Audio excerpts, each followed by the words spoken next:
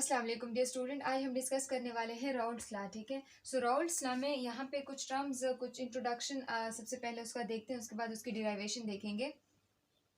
Raoult's law में सबसे पहले आता है यहाँ आप लोग जानते हैं कि जो वेपर प्रेशर होता है वो लिक्विड की एक बेसिक प्रॉपर्टीज़ में से एक है। ठीक है, तो ये जो वेपर प्रेशर होता है किसी भी लिक्विड का, ये बढ़ता जाता है जैसे जैसे टेम्परेचर जो होता है वो इंक्रीज होता है। ठीक है, और जब इसमें हम सल्यूट ऐड करते हैं तो वेपर प्रेशर क्या हो जाता है, ये कम हो जाता है उस सोल्यूशन का। ठीक है, तो ये क्यों कम होता है? फॉर एग्जांपल हमारे पास एक क्लोज्ड क्या है, कंटेनर है, जिसमें हमारे पास सिर्फ क्या है, सॉल्वेंट जो मॉलिक्यूल्स हैं वो क्या है, वो सिर्फ यहाँ मौजूद हैं। ठीक है, अब यहाँ से अगर ये मॉलिक्यूल्स क्या कर रहे हैं, ये ऊपर जा रहे हैं ना, तो ये सारे के सारे मॉलिक्यूल्स की पॉसिबिलिटी है कि वो यहाँ से इवापोरेट होके वेपर्स में चेंज हो जाए और उसके बाद ये आगे जाके इस सोल्यूशन के ऊपर एक प्रेशर डालें। तो यहाँ पे जितना वेपर प्रेशर है यहाँ ज़्यादा होता है, लेकिन जब हम इसी ये जो सोल्यूशन है, ठीक है, ये जो सॉल्वेंट हम इसको बोलते हैं, सोल्यूशन सॉल्वेंट हम इसको बोलते हैं, फॉर एग्जांपल प्योर सॉल्वेंट हम इसकी बात करते हैं। अब हम इसमें क्या करते हैं, वही बीकर है, ठीक है, इसमें हमने क्या कर दिया, सल्यूट ऐड कर दिया। सल्यूट ऐड कर दिया मतलब कोई भी हमने शुगर सोल्यूशन, यूरिया, कुछ ऐसी चीज़ें हमने ऐड कर दी। तो यहाँ पे जैसे अगर एक मॉलिक्यूल सॉल्वेंट का होता है तो साथ साथ में दूसरे मॉलिक्यूल्स जो होते हैं वो भी इनके पास, इनके करीब आ जाते हैं। ठीक है, तो यहाँ पे आप देख सकते हैं कि ये जो मॉलिक्यूल्स हैं ना, इन्होंने इनके बीच में जगह क्या कर ली, ऑक्यूपाई कर ली। ठीक है, अब पहले यहाँ से सरफेस से बहुत सारे मॉलिक्यूल क्या कर रहे थे, वेपर्स में कन्वर्ट हो रहे थे। यहाँ पे सिर्फ क्या होंगे, चूंकि ये भी क्लोज कंटेनर है, यहाँ सिर्फ 3 मॉलिक्यूल्स क्या हो रहे हैं, वो वेपर्स में कन्वर्ट हो रहे हैं। सो यहाँ पे आप देख सकते हैं, यहाँ पे जो वेपर प्रेशर होता है वो क्या हो गया, यहाँ पे कम हो गया जब हमने इस सॉल्वेंट में क्या कर दिया, सॉल्वेंट प्लस सल्यूट, जब इसमें हमने नॉन वोलेटाइल सल्यूट क्या कर दिया, ऐड कर दिया। ठीक है, सो इस वजह से इसके जो वेपर प्रेशर होता है इसमें कमी आ जाती है। सो रॉड्स लॉ जो है ये असल में एक क्वांटिटेटिव रिलेशनशिप शो करता है between the vapour pressure of the solution and the quantities of the salute end of the solvents. ठीक है, तो इनके बीच में क्वांटिटेटिव रिलेशनशिप हमें क्या करता है, शो करके देता है। अब एक रॉड्स लॉ जो है ये दो तरह से हम इसको, इसकी डिराइवेशन कर सकते हैं। सबसे पहला आज जो हम करने वाले हैं, जब सल्यूट क्या है, वो नॉन वोलेटाइल नॉन इलेक्ट्रोलाइट हो। ठीक है, तो उसके लिए रॉड्स लॉ की जो डिराइवेशन होगी, रॉड्स लॉ की जो एक्सप्रेशन होगी वो कैसे होगी, वो भी हम यहाँ पे डिस्कस करेंगे। फॉर एग्जाम्पल हमारे पास क्या होता है, एक प्योर सॉल्वेंट होता है, तो जब भी प्योर सॉल्वेंट होगा, प्योर सॉल्वेंट को हम पी नॉट से क्या करेंगे, जाहिर करेंगे। ठीक है, ये प्योर सॉल्वेंट की बात हो रही है। ठीक है, अब हमारे पास जो एक दूसरा टर्म आपके पास आएगा, यानी जब हम, ये आपके पास पी आ जाएगा। ठीक है, ये टोटल प्रेशर होता है, प्रेशर ऑफ द सोल्यूशन। सही है, ये सोल्यूशन के लिए हम यूज करेंगे। एक्स जो है ये आपके पास आता है मोल फ्रैक्शन।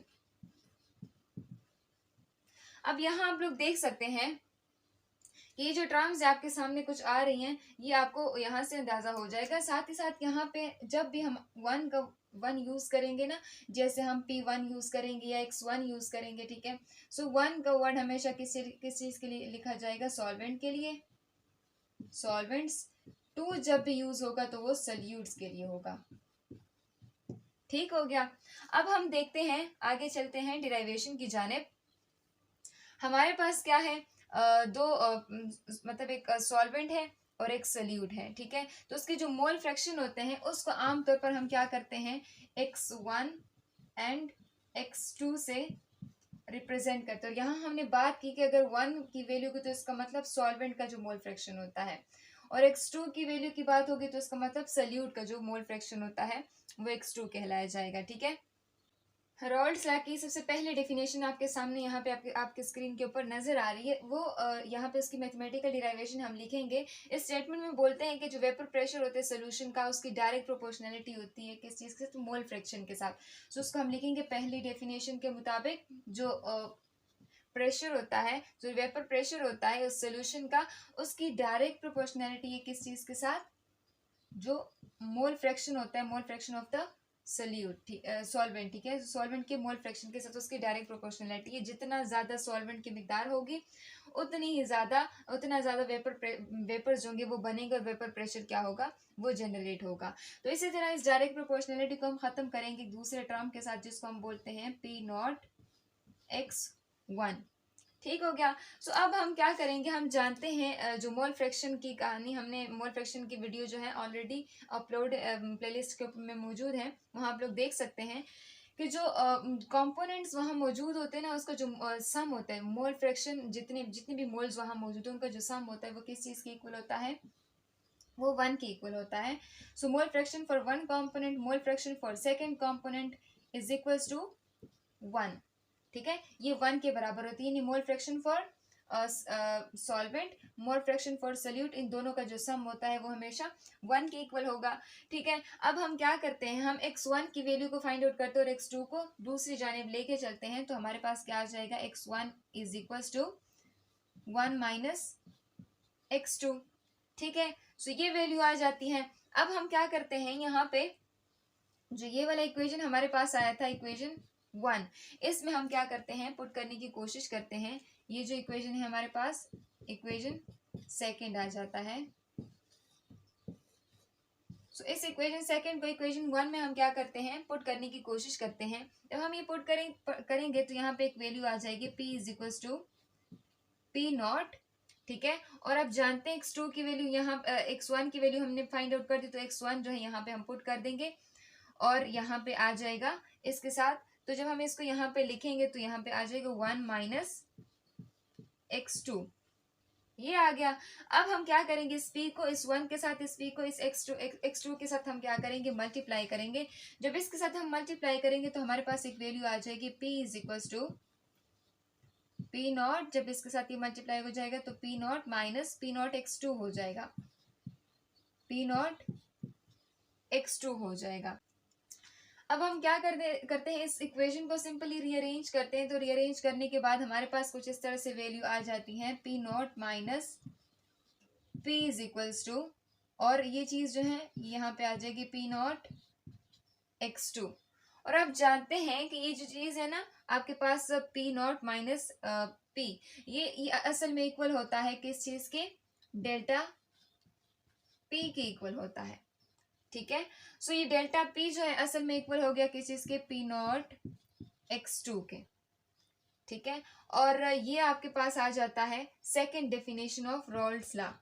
ठीक है, ये आपके पास सेकेंड डेफिनेशन आ जाती है, यानी इसका मतलब क्या हुआ कि डेल्टा पी जो है वो डायरेक्ट प्रोपोर्शनलिटी रखता है x2 के साथ। x2, इसका मतलब क्या होता है, कहते हैं जो अब जब हम सल्यूट की एडिशन करेंगे ना तो वेपर प्रेशर में कमी आएगी।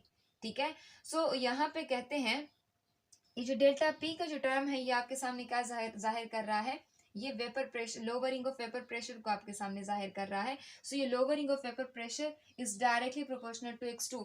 जितना ज्यादा सल्यूट की मिकदार होगी उतना ज्यादा आपके पास यहाँ पे वेपर प्रेशर जो है वो कम होता जाएगा। ठीक है, सो ये सेकेंड डेफिनेशन आपको आपकी स्क्रीन के ऊपर नजर आ रही है। ठीक है, अब इसको ना इसी इक्वेशन से हम क्या करते हैं, थर्ड डेफिनेशन जो है वो यहाँ पे डिनोट करते हैं। अगर यहाँ पे आप देख सकते हैं ये जो सेकंड इक्वेशन है, इसमें से ये जो पी नॉट है ना, इसको हम डेल्टा पी वाले साइड के ऊपर लेके आते हैं। सो यहाँ पे आ जाएगा delta P divided by P naught is equals to x2।